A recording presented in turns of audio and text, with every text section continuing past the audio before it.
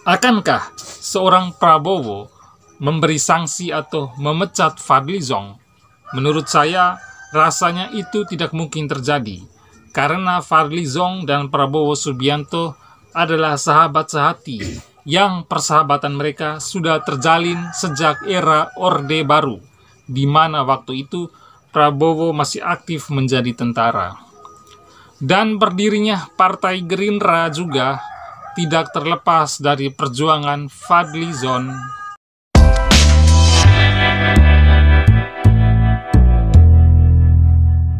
Bicara tentang Fadlizon ini, memang tidak akan habis-habisnya. Orang ini adalah momoknya bagi saya dan kita-kita yang lain sebagai pendukung pemerintahan saat ini. Sosok kontroversial yang menjadi benalu di era Jokowi periode kedua. Mengapa? Karena saat ini Gerindra adalah partai pendukung pemerintah. Seharusnya Fadlizon turut andil dalam memberikan kontribusi untuk negara, bukan malah justru memainkan politik dua kaki, yang kaki satunya mendukung pemerintah dan yang kaki yang satunya mendukung kelompok kadal gurun garis keras. Yang mana Fadlizon ini di setiap waktu terus nyinyirin prestasi Presiden Jokowi yang memang tidak ada pada diri Fadlizon. Yang doyan kritik tanpa aksi alias lebih ke nyinyir. Akankah seorang Prabowo memberi sanksi atau memecat Fadlizon? Menurut saya, rasanya itu tidak mungkin terjadi, karena Fadlizon dan Prabowo Subianto adalah sahabat sehati yang persahabatan mereka sudah terjalin sejak era Orde Baru, di mana waktu itu Prabowo masih aktif menjadi tentara. Dan berdirinya Partai Gerindra juga tidak terlepas dari perjuangan Fadlizon. Makanya saya tidak yakin kalau Prabowo sampai memberikan sanksi atau pecat Fadlizon.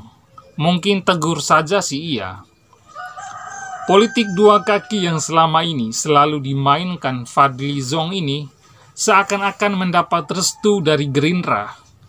Karena penilaian masyarakat selama tidak ada internal Gerindra yang menegur Fadli, maka dianggap semua yang disampaikan Fadli itu disetujui dan diaminkan oleh internal Gerindra.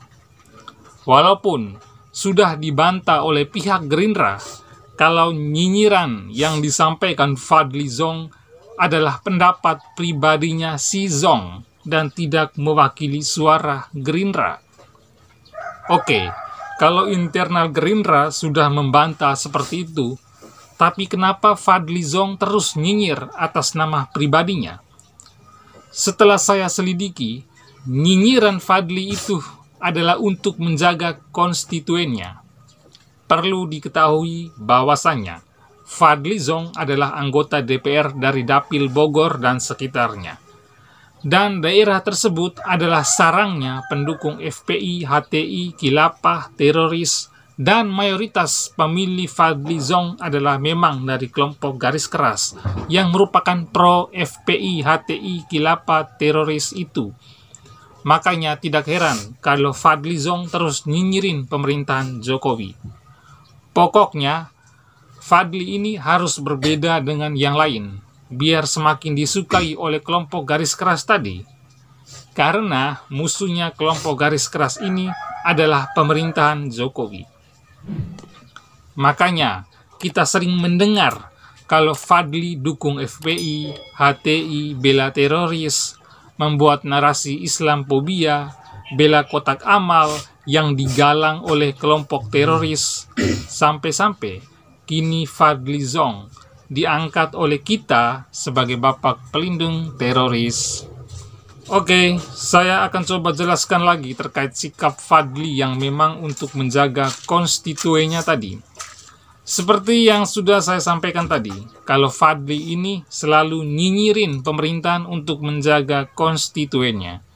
Kalau sampai Fadli ini membelot atau tidak mau menyerap aspirasi konstituennya, maka Fadli terancam akan gagal di periode berikutnya kalau dia maju mencalonkan diri lagi. Bagi Fadlizon, menjadi anggota DPR adalah sebuah kehormatan dan kebanggaan bagi dirinya. Karena dari situ dia bisa hidup dengan enak, dengan mendapat gaji, tunjangan ini dan itu, dan lain-lain. Jadi apapun yang terjadi, Fadlizon harus benar-benar kontra dengan pemerintahan Presiden Jokowi. Walau sebagus apapun prestasi Jokowi, wajib hukumnya bagi Fadli untuk nyinyir.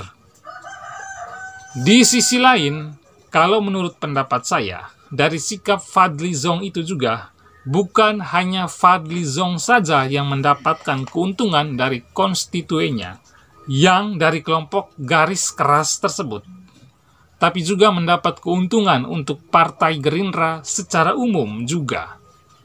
Karena dengan sendirinya akan mengembalikan para pemilih Prabowo yang dulu di 2019 sempat kocar-kacir akibat Prabowo merapat dengan pemerintahan Jokowi. Atau dengan kata lain, mengembalikan kembali suara pendukung Prabowo yang sempat tercecer. Makanya dari itu, saya sangat pesimis sekali dengan Prabowo untuk memecat Fadlizon. Bagi saya, ketegasan Prabowo sudah bagus, tapi itu lebih ke pihak eksternal saja. Kelihatan tegas, garang, apalagi cara pidatonya, bak petir di siang bolong, berapi-api seperti Bung Karno, tapi lembek sekali terhadap masalah internal Partai Gerindranya. Saya tahu Prabowo adalah sosok nasionalis, bukan tokoh yang mendukung kelompok garis keras. Bagi saya, kalau Prabowo ini cuma memanfaatkan suara kelompok garis keras untuk memenangkan dirinya di pemilihan yang selanjutnya. Sikap terbuka Prabowo dengan berbagai kelompok, termasuk kelompok garis keras inilah yang membuat suara elektabilitas Prabowo selalu berada pada urutan teratas. Tapi kalau Prabowo merangkul semua golongan, termasuk golongan garis keras, ini akan membawa dampak buruk bagi Prabowo ke depannya.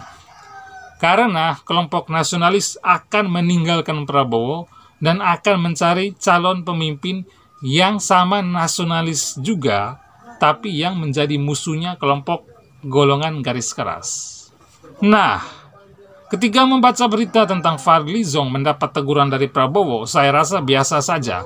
Tidak ada yang ngeri-ngeri sedap dengan teguran itu. Cuman heboh saja di judulnya saja. Setelah itu lenyap. Maka dari itu teman-teman, saya tidak melirik Prabowo dan Gerindranya. Karena saya pribadi lebih memilih calon lain yang sama nasionalis sosoknya, tapi menjadi musuh kelompok garis keras. Karena pada akhirnya juga tujuan kita adalah membasmi kelompok garis keras pendukung FPI, HTI, khilafah, teroris tersebut. Demikian opini saya teman-teman. Bagaimana? Apa kalian sudah paham? Sampai jumpa di episode selanjutnya. Salam Pancasila dan NKRI harga mati.